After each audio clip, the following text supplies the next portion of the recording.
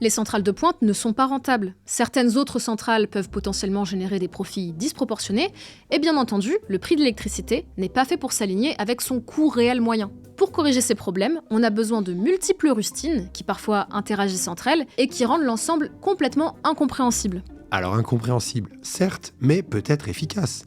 Parce que finalement, c'est quand même ça l'enjeu principal. Les rustines font-elles correctement leur boulot ?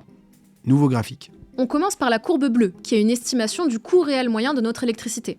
En ce moment, on tourne autour de 80 € du mégawattheure. Cette estimation nous vient des travaux de Anne de Bréjas, ingénieure économiste chez EDF et porte-parole de la Fédération Sud Énergie. On affiche maintenant la courbe jaune, qui correspond au prix du marché, celui qui allume ou éteint les centrales, et qui les rémunère en partie. Sauf qu'on l'a lissé sur 12 mois, parce qu'en vrai, on vous l'a dit, il y a un prix toutes les 15 minutes. Vous voyez que ça n'a rien à voir avec la courbe bleue. Oui, mais ça on le savait. C'est pour ça qu'on a mis des rustines de partout. On affiche donc désormais la courbe noire qui prend en compte les multiples rustines à destination des fournisseurs. Ça nous donne une estimation, réalisée par nos soins, du prix que les fournisseurs payent réellement aux centrales pour acheter de l'électricité. Alors, est-ce que ça vous semble aligné sur la courbe bleue ? À vue de nez là, pas trop quand même.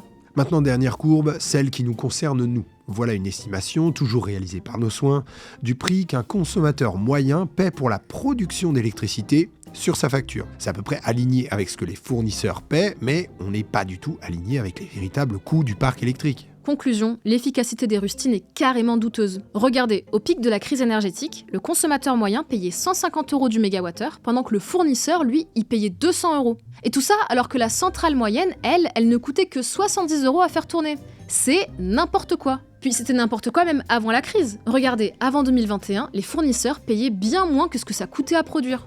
Et puis, il y a une telle opacité sur toutes ces informations, parce que là, moi, je me suis cassé le cul à faire ce graphique. On vous le donne comme ça, il a l'air tout joli et simple à lire, mais c'était une galère à compiler, tout ça. Personne ne fait ce travail.